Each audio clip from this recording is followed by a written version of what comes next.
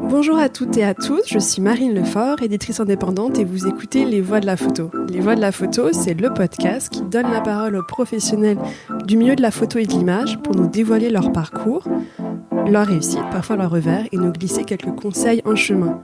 Aujourd'hui, je suis à Arles, en compagnie de Patrick Delard. Bonjour Patrick. Bonjour Marine. Tout d'abord, je suis ravie qu'on puisse faire cet entretien aujourd'hui ensemble. On s'est déjà rencontrés quand je suis venue à New York fin avril et j'avais pu voir les expositions et participer à des événements dans le cadre des rencontres de la jeune photographie internationale à New York. Et je remercie au passage Brigitte Patient, avec qui j'avais échangé dans le podcast 98, qui m'avait vivement conseillé de te rencontrer. Donc je suis vraiment ravie qu'on puisse se parler aujourd'hui. On reviendra ensemble sur la genèse des rencontres de la jeune photographie internationale, mais je souhaitais juste commencer par préciser quelques dates sur cette initiative, parce que l'idée d'offrir un programme de résidence et de recherche et de création à la jeune création est venue suite aux événements l'Europe d'Art qui ont eu lieu pendant quelques années à partir de 89. Et une association, pour l'instant, a été créée en 94 avec le soutien de la ville de New York pour porter ses résidences. Cette année, on est en 2024 et c'était donc la 30e anniversaire de cette manifestation. Et en 2013, le Centre d'art contemporain photographique a été fondé pour proposer des expositions toute l'année dans la Villa Perrochon pour soutenir la jeune création contemporaine. Cette édition, donc en 2024, était également ta dernière édition à la direction du Centre d'art contemporain photographique Villa Perrochon. Et ton successeur est monsieur Philippe Ghioni, qui est photographe, commissaire d'exposition et directeur depuis 2016 de la résidence de création 1+2 à Toulouse. Comme ce que je te disais avant qu'on commence, je souhaiterais dans cet entretien qu'on revienne sur ta carrière et sur les projets que tu as pu mener à New York. Avant qu'on parle de ces rencontres de la jeune photographie internationale, je souhaiterais qu'on revienne sur ton parcours avant la création de cet événement. Est-ce que dans ton environnement, il y avait des personnes qui étaient proches de la photographie ou des images ? Tout d'abord, bravo pour le travail d'investigation. Tout est juste, donc ça c'est super. Le parcours autour de la photographie, en fait, et moi, il date de mon adolescence, en fait. C'est la rencontre avec mon futur beau-frère qui avait un magnifique appareil photo qui était à l'époque un Nikon F, et je suis tombé un peu amoureux de l'objet et finalement on a fait quelques photos avec lui, il m'a vaguement initié et puis la photo est restée un peu comme ça à côté de ma vie, où à ce moment-là j'ai travaillé beaucoup dans l'animation. Et j'expérimentais en fait des formes artistiques. J'ai été régisseur de théâtre, j'ai fait un peu de musique, j'ai fait voilà succession de choses à. Avec quelle formation? Alors moi j'ai une formation tout à fait atypique, puisque en termes d'études j'ai passé un bac de fabrication mécanique. Voilà, comme quoi tout mène à tout. Et ensuite, je suis rentré plutôt en formation pour être directeur de centre socio-culturel, en fait. Donc un parcours plutôt lié à l'éducation populaire et au socio-culturel, où j'ai pu développer en fait des projets qui associaient vraiment l'idée d'une approche sociale autour de projets culturels. Et donc voilà, ce parcours, ce chemin m'amène à rencontrer à la fois du public qu'on pourrait appeler aujourd'hui éloigné de l'offre culturelle, et puis des acteurs culturels du monde du théâtre, du monde de la musique, etc., etc. Et tes parents étaient aussi de ce milieu? Alors, absolument pas. Vraiment, je viens d'un milieu extrêmement modeste. Voilà, et mes parents, il y avait aucun lien avec le monde artistique. Vraiment pas. Peut-être d'ailleurs que c'est ce manque qui m'a fait amener. Quoi ? Mon père était militaire, en fait, et ma mère était sans emploi. Elle élevait comme elle pouvait, moi-même et ma sœur, qui est un peu plus vieille. J'aime bien poser cette question parce que parfois j'ai l'impression qu'on peut avoir cette idée que pour faire des projets dans de la culture, il faut avoir des parents qui ont qui ont cette culture, ou en tout cas qui ont, enfin, tous les milieux ont une culture, mais qu'en tout cas qui d'un milieu financier Voilà, donc c'est pour ça aussi que je posais cette question. Non, mais que je reçois avec plaisir, parce qu'effectivement, peut-être que ce qui caractérise mon parcours, ou en tout cas ma volonté, c'était d'être au plus près en fait de la population la plus humble, en fait, que ça soit dans les milieux du quartier.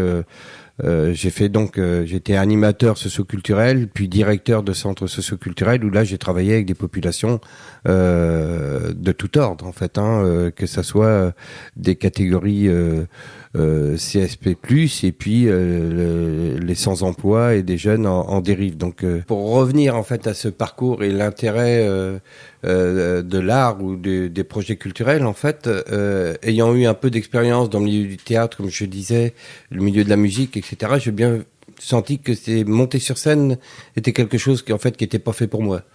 Et d'ailleurs, dans le théâtre, c'était plutôt le côté régie, c'est-à-dire être derrière, accompagner un peu le travailleur de l'ombre. Et finalement, au cours, je sais plus quelle année, parce que j'ai une très mauvaise mémoire en termes d'années, mais je vais à Paris et je vois 2 expos qui, d'un seul coup, me rappellent cette histoire avec la photo. C'est le voyage mexicain de Bernard Plossu à Beaubourg à l'époque, et ensuite au Palais de Tokyo, Mario Giacomelli. Et d'un seul coup, je me dis, mais bon sang, ça c'est quelque chose qui me parle beaucoup. Et finalement, je pars en voyage. Et t'avais quel âge du coup à ce moment-là? Je devais avoir une vingtaine d'années un ou... peu plus de 20 ans, 25, ouais. 26 ans. Ouais, plutôt 26 ans, 27 plutôt. Et j'embarque avec moi un appareil photo, alors du même ordre que ce fameux Nikonev de mon beau-frère, et je photographie. Voilà. Et là, j'y vais en me disant, mais ça me parle, et je vais faire ça, et donc je reviens. C'était en Crète, en fait. Et je reviens, je développe, et là je reprends un malin plaisir, et je découvre en fait avec bonheur ce qu'est la photographie, avec ce temps de latence, et puis être derrière l'objectif, derrière l'appareil, une espèce de lucarne qui regarde le monde, mais tout en étant dans l'ombre. On n'est pas on n'est pas au centre de la scène, on n'est pas au milieu d'un monde. On est derrière quelque chose et on observe le monde. Et ça a été un vrai déclencheur en fait pour moi. Et donc s'ensuit en fait dans mon travail, j'animais un atelier photo du coup, et la ville de Niort, comme tu l'as évoqué tout à l'heure, met en place l'Europe d'Art. Donc une manifestation pluridisciplinaire qui accueille en fait des artistes des villes jumelées de la ville de Niort. Donc il y avait des Grecs, des Espagnols, Anglais, Allemands, etc. Et parmi ces artistes, il y a des photographes. Et la ville de Niort me dit, Patrick, dis donc, il y a des photographes, est-ce que tu veux pas t'en occuper? Alors moi, avec plaisir, j'ai dit bien sûr, au contraire. Et donc la première année, donc c'est 1989. J'accompagne les premiers photographes qui arrivent sur Niort en création, un truc un peu fou. Il y a beaucoup de monde, d'artistes, mais que sur 4 jours, un truc très dense. Et je les accompagne la première année, et puis la ville de Niort refait ça l'année d'après. Et là, je me dis, moi, je peux peut-être le naturel revient au galop. Et je me dis, je peux pas faire ça tout seul. Donc, je demande à des photographes ou à des gens qui aiment la photo, en fait, est-ce que ça les intéresserait de m'accompagner pour accueillir ces photographes, etc. Et du coup, se crée un collectif. Encore ce mot important, se crée un collectif autour de moi, et on accueille les photographes en 90, 91, 92 et 93, cette dernière édition de l'Europe d'Art. La ville de Niort décide d'arrêter pour X raisons cette manifestation, et moi je me retrouve un peu orphelin avec tous les amis qui m'entourent. On dit, mais nous en fait ça nous plaisait vraiment bien ce truc-là, on peut pas arrêter comme ça. Et donc on interpelle la ville de Niort, et on dit, mais nous on aimerait bien développer ce projet et l'affiner en fait, de résidence un peu dense comme ça, qui permet de partager son savoir, etc. L'Europe d'Art, il y avait aussi le système résidence. Alors c'était c'est une résidence très courte, ça durait à peine une semaine en fait, et ça se terminait la nuit du 4 août, la nuit d'abolition des privilèges. Et il y avait un très grand banquet populaire qui était installé où les artistes rencontraient les Niortais, et notamment les Niortais qui étaient accueillis, les artistes qui étaient accueillis chez les Niortais. C'était ça le principe, en fait. Hein. Et toute discipline. Hein. Il y avait des gens de théâtre, danse, musique, sculpteurs, enfin voilà. C'était très, très joyeux. Très, comment dire, dans un esprit de partage, voilà, de bienveillance. C'était vraiment basé là-dessus. Juste un petit détail, c'est lorsque en fait on accompagne ces artistes-là, la deuxième année, je me dis bon ouais, c'est très bien, c'est très sympa, etc. Mais en fait les photographes qui viennent, comment ils vont qualifier leur venue, comment sur un CV ça va apparaître, hormis le fait de dire qu'ils sont venus à Niort, créer comme ça. Quelle va être la plus-value en fait sur leur expérience, et rapidement je demande à l'organisation d'Europe d'Ardard, je leur propose de dire est-ce que ça vous intéresserait que cette résidence soit parrainée par un nom de la photographie en fait, ce qui fait que sur leur CV après ils pourront dire qu'ils ont eu un temps de résidence à Niort encadré ou animé par tel photographe, et du coup l'organisation me dit ah oui, très bonne idée. Faisons ça. Et le premier qui vient à accueillir ces photographes, c'est Thierry Girard, voilà, qui est le photographe, qui était un des photographes locaux et qui a accepté spontanément pour venir nous prêter main forte. Petit ressaut en avant, donc du coup non, en arrière plutôt, pour aller en 94. Avec le collectif, on va voir la ville de Niort. Et on leur dit, voilà, nous, on souhaite poursuivre, on veut affiner ce projet-là. Est-ce que vous nous soutenez? La ville de Niort nous dit, les services culturels de la ville de Niort nous dit, oui, on vous accompagne. Mais en revanche, vous êtes un collectif, il faut qu'il y ait une structure juridique. Et là, en février 1994, on crée l'association, pour l'instant, non trouvée après un brainstorming d'enfer dans toute une nuit, où finalement, pour l'instant, comme on n'y arrivait pas à trouver d'autres noms, on disait que pour l'instant, c'était parfait pour Et vous étiez combien à ce moment-là? Alors, on était déjà une douzaine, hein, à peu près, une douzaine de photographes et d'amoureux de la photo, pas forcément que des gens qui pratiquaient. Voilà l'histoire, en fait, de comment est arrivée, en fait, la création de l'association pour l'instant. Est-ce que vous aviez des modèles en tête, d'autres associations comme ça donc c'était c'est vraiment sorti de vous, en tout cas. Alors en tous les cas, l'idée de créer une asso, elle n'était pas venue au départ. C'était vraiment un collectif, sans objet que de faire les choses mieux, de rencontrer en fait les photographes et partager.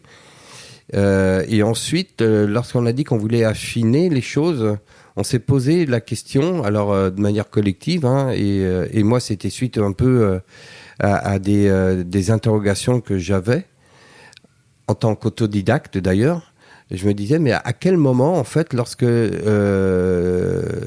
étudiants qui sortent des beaux-arts ou d'écoles de la photo peuvent s'interroger en fait sur leur pratique, parce qu'on sait que lorsqu'on sort en fait du monde étudiant ou autre, le souci c'est de pouvoir en vivre. Donc on fait des dossiers, des recherches et puis de financement, etc.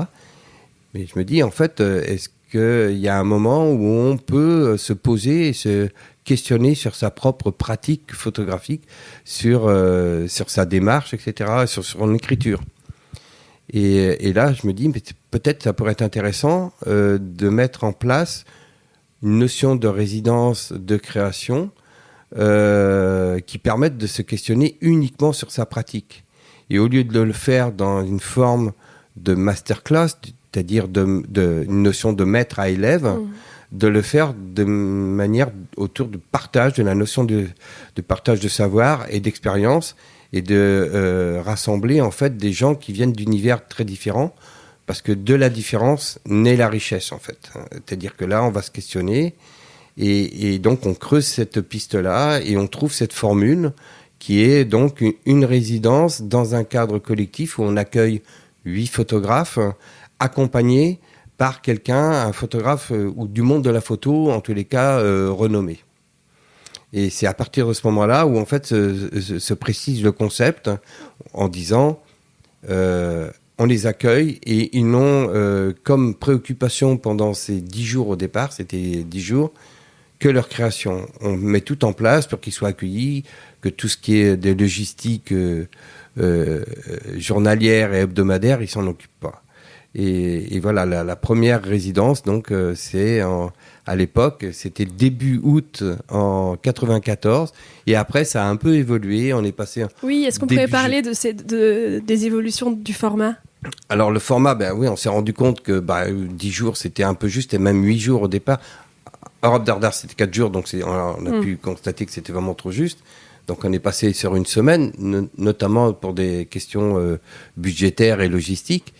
Et ensuite, on est passé à 10 jours. Les périodes, on était donc début août, plein milieu d'été, etc. On disait quand même qu'on se coupait d'un certain nombre d'acteurs de la photographie, notamment, et de la population.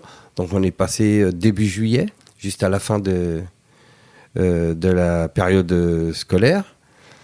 Et puis après, on s'est dit, mais en fait, c'est un peu idiot parce qu'on est en plein moment des rencontres d'Arles. Donc, c'est quand même, on se coupe aussi du milieu professionnel. Donc, on est passé en septembre. Et en septembre, on voulait être en période scolaire, en fait. Donc, on s'est dit, on va passer en septembre pour pouvoir faire des actions avec les scolaires. Et on s'est rendu compte que c'était compliqué en début d'année scolaire avec les enseignants qui trouvaient leur classe, etc. Et en fait, finalement, en 2013, lorsqu'on ouvre la Villa Perrochon, puisqu'avant on était nomade, on n'avait pas de lieu pérenne, on choisit en fait la date au printemps, avril, en concertation avec un certain nombre d'acteurs nationaux pour voir s'il y avait un créneau, une fenêtre où finalement on ne chevauchait pas avec d'autres actions d'importance en France. Je voulais aussi qu'on parle des évolutions au niveau des équipes, au niveau des financements. Du coup, c'est un financement public, c'est un financement qui vient de la ville ou comment ? Alors, dans l'histoire du financement et du montage, en fait, j'allais dire plutôt administratif et financier. La ville de Niort nous a soutenus tout de suite.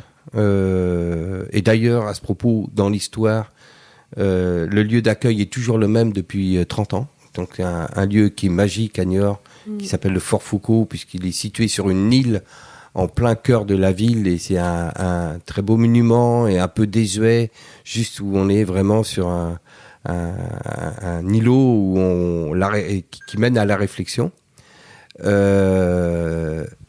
Accompagné par la ville de Niort dès les 94. Et on avait comme ambition de faire uniquement cette résidence à l'année et le faire le mieux possible. Et puis, petit à petit, en fait, et ça a été la philosophie de l'association et puis un peu la mienne aussi, de dire faisons le travail le mieux possible et puis on verra. On n'a jamais poussé les portes, en fait. Ce sont les portes des institutions qui se sont entrouvertes et c'est eux qui sont venus vers nous. Donc en 2000, en fait, la Direction régionale des affaires culturelles, la DRAC, donc du ministère de la Culture, a écho de ce qu'on fait. Donc on rencontre le conseiller artistique qui vient nous voir, qui dit « Ah, mais c'est vraiment génial ce que vous faites et tout. Peut-être qu'on peut vous soutenir, etc. » Et hop, voilà, ils nous soutiennent dans un premier temps. Puis la région Poitou-Charentes à l'époque. Et même chose, c'est les portes qui s'entr'ouvrent. Et en fait, on est plutôt dans l'idée de faire adhérer les institutions à notre projet plutôt que de proposer notre projet voilà, on est plutôt dans cette approche-là. Vous aimez ce qu'on fait, bienvenue au club, accompagnez-nous avec les moyens dont vous disposez et voilà. Et finalement, au fur et à mesure, en fait, on arrive à avoir plusieurs financements, la ville, l'État, la région, jusqu'à un moment donné où on est conventionné. Donc on signe une convention pluriannuelle et puis jusqu'au moment où on ouvre. Là on est en là on est 2000. 2010 pardon. Ouais, on est à peu près aux alentours de 2010, un petit peu avant. Et puis après arrive la création de la Villa Perrochon, en fait. Donc, une année où on travaille vraiment sur le projet, une année où la Villa Perrochon et une partie de la Villa Perrochon est rénovée, et on ouvre en 2013, où là, on est considéré comme un centre d'art dédié à la photo. Et là, vraiment conventionné avec les trois, avec convention d'objectifs, etc., administrativement, jusqu'en 2018, où nous avons le premier centre photo labellisé d'intérêt national par le ministère. Voilà ce parcours-là. C'était compliqué comment dire, d'entrer dans ces conventions. Enfin, en tout cas, ça a été. Ouais, pas très compliqué, parce que déjà, en fait, notre volonté d'avoir une exigence artistique, une exigence du projet culturel, en ne se coupant pas du public. Il faut savoir que l'association, le premier emploi de l'association a été le médiateur culturel. Parce que, moi j'estimais que dans les années 80, au niveau de l'art contemporain, il y a eu beaucoup de mal qui a été fait, ou en tous les cas, peut-être pas du mal, mais des choses malencontreuses où des projets d'art contemporain ont vu le jour, pas mal, c'est les débuts des années Langue, etc., mais avec très peu d'accompagnement auprès du public. C'est-à-dire une incompréhension du public sur ce qui était proposé. Et moi, en tant que, du coup, directeur de centre socio-culturel, je m'apercevais de ce problème-là, que on s'éloignait, en fait, les propositions artistiques s'éloignaient du public, et le public ne comprenait plus. Donc, il n'y avait pas d'apprentissage, il n'y avait pas de médiation, ce qu'on appelle aujourd'hui. Et donc, on est très vite rentré dans les cases des volontés ministérielles, qui étaient d'avoir une exigence artistique, une pertinence artistique et un travail de terrain lié à la médiation, à la connaissance de la photographie contemporaine, et ce qui est important. Avec la double entrée du plaisir d'avoir à travailler vers un très large public, mais travailler avec une association, une vraie association de terrain, en fait, puisqu'aujourd'hui, c'est un conseil d'administration de plus de 15 personnes, et c'est une équipe de bénévoles de 30 personnes, en fait, qui ont toujours accompagné, en fait, ce projet-là. Et pourquoi avoir voulu avoir un lieu physique ? Parce que ça amène aussi des contraintes. C'était un grand débat. En fait, il se trouve que du coup, là, il y a eu un peu des contraintes qui sont venues des institutions, en disant vous en êtes à un point où si vous voulez qu'on continue à vous accompagner, en fait, on a besoin et on souhaiterait que vous ayez un lieu identifiable, etc. Et du coup, nous, ça nous a questionnés. Est-ce qu'on était prêt à gérer un équipement culturel, en fait? C'était ça la question. Et il se trouve que quand même, on était en même temps dans une réflexion, parce que comme on développait les rencontres, bien sûr, depuis une quinzaine d'années, je rappelle que pendant plus de 15 ans, c'était uniquement des bénévoles, y compris moi. Pendant plus de 15 ans, on a fait ce projet. Ce qui est... Ouais. Voilà. Ce qu'il faut noter aussi. Ce qu'il faut noter. Moi, je rentre salarié, en fait, de cette association à mi-temps en 2012, juste avant, en fait, l'ouverture de la Villa Perrochon. Et du coup, à ce moment-là, c'était les ateliers photo qui... Il y avait les ateliers photo... qui te nourrissaient, enfin, en tout cas, c'était... Ah non, j'étais bénévole, hein. Vraiment. Du coup, quelle était ton activité à côté? J'avais deux vies, j'avais celle du directeur de centre socio-culturel et celle-ci, en fait, la passion de mener un projet. Donc j'avais, j'allais dire, une vie professionnelle bénévole, si on peut dire comme ça, et une vie professionnelle salariée, qui était liée à la direction d'un centre socio-culturel. J'avais une vie parallèle, en plus de ma vie familiale. Mais voilà, ça c'est... Bon, en même temps, quand on a une passion, on essaie de la développer au mieux possible. J'ai perdu le fil de... Non, mais effectivement, je pense que c'est hyper important aussi d'avoir ça en tête parce que parfois, on peut avoir l'impression que les projets se sont faits rapidement. Et en fait, là, on est vraiment sur un modèle où il a fallu des années, du bénévolat pendant des années, le temps que les institutions soutiennent le projet. Mais voilà, c'était vraiment un projet qui partait de toi et du collectif autour de toi. C'est ça. Pour que ça puisse tenir et que 30 ans après, le collectif soit encore là, quoi. Ouais, ça, mais bon, c'est dans l'ADN, j'allais dire, de notre association, cette notion de partage, d'expérience de savoir, de diversité, c'est quelque chose qui est au quotidien. C'est-à-dire que, voilà, on peut dire que l'ensemble des acteurs de la Villa Perrochon, y compris des gens qu'on fait intervenir régulièrement, je pense à Brigitte, puisque Brigitte Patient, dont tu parlais tout à l'heure, partage ces valeurs-là. Je pense que autour de la Villa Perrochon, ce sont que des gens qui sont animés par la bienveillance et dans le bon sens du terme, avec cette notion d'accepter la diversité et au contraire d'en faire richesse, quoi, en fait. C'est tellement important par les jours qui courent. De façon très opérationnelle, est-ce que tu pourrais décomposer le process de création des résidences, peut-être nous expliquer quelles sont un peu les étapes de toi, de ton côté, qui sont peut-être pas visibles pour le grand public, et peut-être expliquer le rôle des bénévoles dans ces différentes étapes. Voilà, peut-être par pôle, peut-être pas parler de chaque personne, mais en tout cas peut-être les différentes étapes et avec.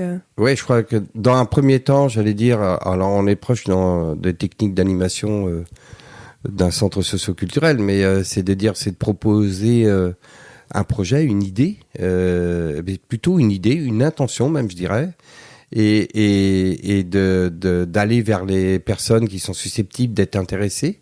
Donc au bout d'un moment, c'est la construction du collectif. Voilà, il y a un projet qui est en cours. Est-ce que ça vous intéresse? Donc il faut l'adhésion en fait de ces personnes-là. Il faut et là c'est la même chose de tous niveaux sociaux possibles et professionnels. Une fois qu'on a fait ça, qu'on a, j'allais dire, fédéré les énergies, il faut l'animer, il faut arriver à garder des contacts fréquents et construire le projet avec eux. Il faut qu'il y ait une adhésion donc au projet, une adhésion collective. Et ensuite, se structurer petit à petit, travailler sur des fondamentaux d'une association, c'est-à-dire l'objet de l'associatif, se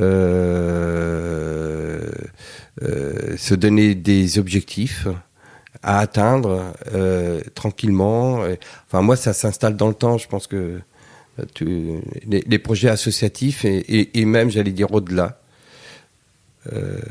Aujourd'hui, on court, j'allais dire, il y a un principe d'aller vite, toujours aller vite, mais je pense que la vitesse ne favorise pas ni l'échange, ni une construction solide, en fait. Donc voilà, je pense qu'il faut pas... Nous, on s'est mis des objectifs, mais vraiment des objectifs à atteindre sans contrainte de temps. C'est-à-dire, il ne s'agissait pas de dire qu'en 2000, ça y est, on va créer un centre d'art. Non, c'était même pas dans notre idée. C'était de construire quelque chose le mieux possible avec les moyens dont on disposait. Et donc, le bénévolat s'inscrivait totalement là-dedans. C'est-à-dire que si on n'avait pas les moyens de faire, ben, on faisait pas. Et d'ailleurs, notre asso n'a jamais fait appel au bénévolat, en fait. Il est courant maintenant de voir des appels à bénévoles pour mener à bien un projet. Non, nous, les bénévoles, ils sont là déjà. Ils étaient là. C'était un travail de terrain, de dire on mène ça. Donc, le projet se construisait aux fonctions des moyens de l'asso, donc des compétences et des forces humaines en présence. Et sans aller au-delà de ces forces-là. Ça, c'est important. Et après, c'est comment on arrive à garder cette force-là à l'année. Oui. Il y a une chose essentielle, c'est que je pense qu'on fait partie des rares centres d'art où ne sont pas présents les institutionnels au conseil d'administration. C'est-à-dire que le conseil d'administration, il est composé uniquement de bénévoles.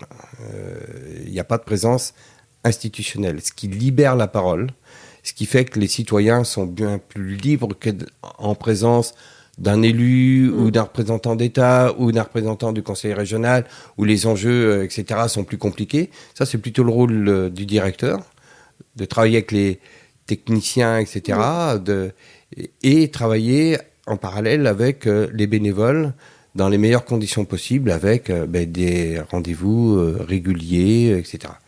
Après, ça, c'est un travail qui n'est pas mesuré et qui n'est pas comptabilisé financièrement, par exemple. Ce travail d'accompagnement de bénévoles, je faisais une plaisanterie lorsque j'ai quitté mon poste et que Philippe est arrivé sur une petite présentation publique comme ça, en disant voilà, qu'est-ce qui va lui arriver à Philippe. Philippe, il va être le nez dans son ordinateur à un moment donné face à un tableur Excel, et puis il y a un adhérent qui va arriver, un membre du conseil d'administration, alors que tu n'as pas envie de voir la personne, que tu es plongé dans ton tableur Excel, et que là, tu vas laisser ton tableur Excel tomber, et puis aller le saluer, prendre un café avec lui, discuter de ce qui va se passer le week-end prochain pour monter l'expo, etc. Et ça, c'est du temps qui n'est pas comptabilisé, ni par les institutions, d'ailleurs, quel qu'il soit, alors que c'est un travail d'accompagnement, et c'est du temps qui fait que passer ce temps-là, respectueux des gens qui nous donnent bénévolement, c'est tellement important aussi. Et voilà, je pense qu'il faut s'inscrire comme ça dans la durée et construire pas à pas, de manière solide, ce travail d'accompagnement bénévole et citoyen. Et on n'a pas évoqué, mais tout en début, un peu des difficultés rencontrées. Il y a eu dans une période de ces 30 ans des passages en fait de changement de municipalité, par exemple, où on a bien senti à des moments que on était sur la sellette en fait, pour X raisons de politique culturelle, etc. Et je pense que s'il n'y avait pas eu cet ancrage territorial avec une trentaine ou une quarantaine de bénévoles actifs, je parle, pas des citoyens actifs, je pense qu'on aurait pu être, entre guillemets, dégagé, mais que cette implantation territoriale avec des citoyens de la ville, c'était plus compliqué en fait.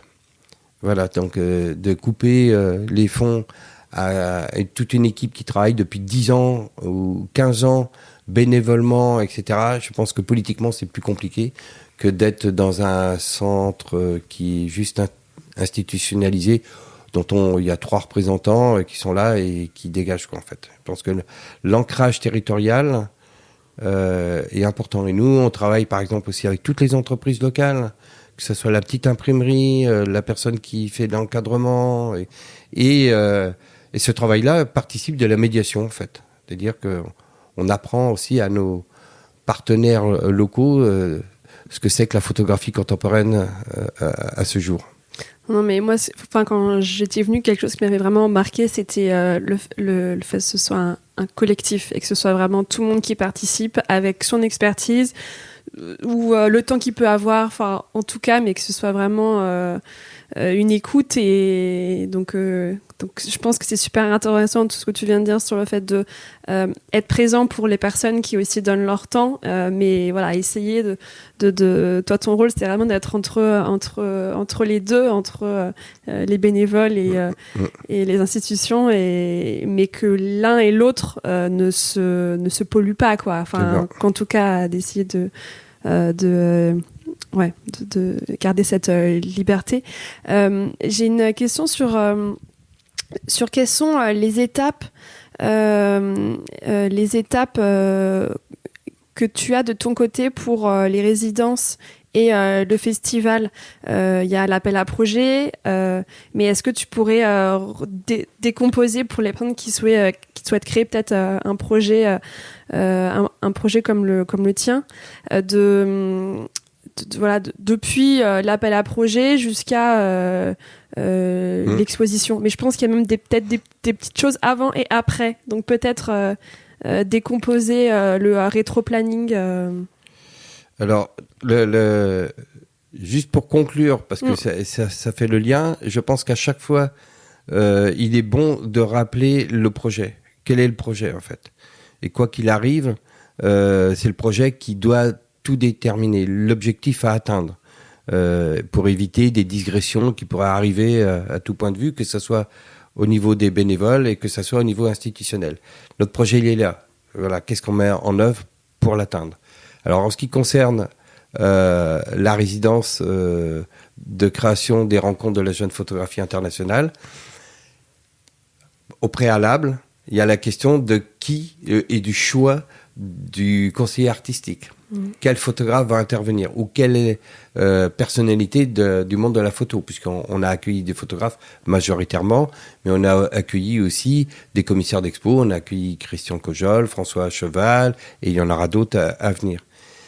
Ce choix, il est très important parce qu'il faut que ce soit des personnes qui aient la capacité d'entendre et d'accompagner les démarches les plus diverses de la photographie. Donc ça veut dire que c'est quelqu'un qui n'est pas dans un registre fermé. C'est pas un photographe reporter, si je prends un exemple, qui ne pense que la photographie reportage est essentielle. La photographie plasticienne, c'est autre chose, etc. Non, il faut choisir cette personne-là avec déjà une certaine notoriété pour que effectivement ça donne envie à des photographes émergents, parce qu'il s'agit des photographes émergents, de venir s'inscrire ou répondre à l'appel à projet. Donc c'est la première chose. La deuxième chose, donc effectivement, c'est de rédiger l'appel à projet. Donc l'appel à projet, l'appel à candidature plus exactement, dans lequel il peut y avoir un projet ou pas. Donc là, nous on précise bien que les dossiers de candidature, c'est pas formaté. Les seuls formats différents on a, c'est les photographes français envoient des dossiers papier et tous les photographes internationaux, envoient des PDF en fait, numériques pour faciliter les choses. Et puis après, dans l'élaboration de cet appel à candidature, il faut détailler tous les points, les conditions. Voilà, ça c'est les premières choses. Puis la deuxième chose, après, pour nous, c'est de dire comment on les accueille en fait finalement. Les dates, le lieu, les soutiens logistiques pendant leur résidence, mesurer tout ce que ça va comporter, des repas à la blanchisserie, je voudrais dire, parce qu'il reste quand même 20 jours, enfin toutes ces histoires-là. Donc il faut l'appréhender. Et ensuite, il y a toute la période de création artistique. Et là, pour l'envoi de l'appel à candidature, on est combien de mois avant le... Jusqu'à présent, on était à peu près... L'appel à candidature, c'est à peu près début juillet, presque la période d'Arles, en gros. Et ensuite, le jury se réunit fin de l'année civile, c'est-à-dire novembre, quelque chose comme ça. Ça laisse beaucoup de temps. Alors, on s'en rend compte quand même, dans la pratique, que ce temps long n'empêche pas de recevoir des dossiers après la date convenue. Donc, finalement, je ne sais pas si le temps long est intéressant. Moi, je pense que c'est bien, mais fait est de constater qu'on reçoit la majeure partie des dossiers, on en reçoit entre 150 et 300, une semaine avant la date de clôture de réception des dossiers. Ça, je pense que c'est universel. C'est partout pareil. Et après, c'est une fois que ce jury a délibéré sur les 8 photographes, et bien là, on aborde en fait tous les aspects artistiques, l'élaboration des expos, etc., etc. Voilà. Après, on est dans le vif du sujet. On est présent, il faut être super présent, disponible pendant les 10 jours où ils sont là. Accompagné de toute l'équipe de bénévoles, c'est-à-dire c'est une vingtaine de personnes qui vont les aider, les soutenir à rechercher un cheval blanc au fond d'une prairie, une barque rouillée, aller photographier dans un hôpital, enfin toutes ces histoires-là. Et ça, c'est le réseau humain qui doit le faire, en fait, voilà. Et puis après, il y a la phase de présentation de leurs produits, de leur exposition. Et après, peut-être la phase qu'il ne faut pas négliger, c'est le après, justement. De continuer à garder des liens. L'exposition durera combien de temps, pardon, juste pour... l'exposition, construite durant la résidence, elle dure un mois et demi à peu près. En gros, c'est l'exposition en 2 temps. Il y a un mois qui présente l'exposition sur laquelle ils ont été choisis, en fait, les travaux sur lesquels ils ont été choisis, et un mois et demi après, l'exposition qu'ils ont créée à Niort. Voilà. Et l'après, pardon. Et après, c'est de garder des liens. Alors, on sait que on n'a pas gardé les liens avec tous, parce qu'aujourd'hui, il y en a plus de 250 qui sont passés. Mais il y a quand même régulièrement, puisque nous sommes à Arles, on fait depuis quelques années l'apérochon, qui est un moment juste de se retrouver, de retrouver tous ceux qu'on a pu côtoyer. Et on sait qu'on voit des gens des amis presque maintenant, qui viennent et qui sont venus il y a plus de 30 ans, 98 notamment. Est-ce que tu aurais des conseils pour des photographes qui souhaitent participer à ta résidence, au festival aussi? Alors, le seul conseil que je donne régulièrement à tous les photographes qui candidatent, il n'y a pas de mode d'emploi. Nous, on laisse justement les dossiers de candidature très libres, parce que je pense que la construction du dossier de candidature participe en fait à la reconnaissance de la personne qu'il propose, justement. Et c'est d'être, alors c'est peut-être un mot qui paraît un peu désuet aujourd'hui, mais tellement fort, d'être le plus sincère dans ce qu'on propose. Et non pas d'essayer de suivre des tendances ou d'essayer de coller au président du jury qui va être le photographe. Justement pas. Je pense qu'il faut être le plus sincère dans ce qu'on propose. Voilà. Après, la construction, ça peut être 15 images, mais ça peut être 50 si le propos le nécessite. Mais vraiment, je dis, mettez ce que vous avez au fond de vous dans le dossier pour qu'on puisse le percevoir. Et c'est certainement ça qui fait toujours la différence. Je prends toujours l'exemple d'un jeune photographe de Toulouse qui était 20 ans, dyslexique, qui a proposé un projet qui était extrêmement simple et tout. Et je pense que c'est le premier jury que j'ai vu qui, au bout du premier tour, unanimement a pris ce dossier. Et c'était criant de sincérité, quoi, en fait, voilà. Je dis pas le nom parce que... Non, mais c'est vrai que je pense que c'est pas si simple parce qu'on veut aussi plaire, ou en tout cas quand on répond à un appel à candidature, on se dit qu'est-ce qu'on attend de moi. Donc il y a aussi mais ça, c'est pas si simple d'avoir confiance en soi assez pour pouvoir, je pense. Alors je crois qu'il faut briser ça justement. Oui, je pense qu'il fait la confiance en soi. En fait, je pense que elle s'acquiert justement à partir du moment où on met vraiment ce qu'on souhaite être dans le dossier et non pas ce qu'on souhaiterait vouloir faire. C'est-à-dire, j'ai vraiment envie de faire cette résidence, donc j'ai construit mon dossier pour pouvoir y arriver à le faire. Je pense que c'est pas un bon choix. Je pense que le meilleur choix, c'est de dire voilà ce que je suis, voilà ce que je veux être, et voilà ce que je veux dire. Et c'est tellement... Voilà, je pense que c'est le principal pour moi. Ouais. Non, c'est très vrai. Et je pense que dans nos projets en général, c'est quelque chose sur lequel il faut rester attaché. Absolument. Et peut-être que l'assaut, justement, quand je dis que... moi, en tous les cas, j'ai toujours voulu rester ce que je suis. Et par contre, ça s'installe dans le temps, très souvent. Voilà, faut pas pousser les portes plus vite les unes que les autres. Après, on tombe de manière plus forte, en fait. Mais se construire autour de ce qu'on a envie d'être et de faire. Vraiment, je pense que c'est pour moi l'essentiel aujourd'hui. Est-ce que tu as des projets futurs ?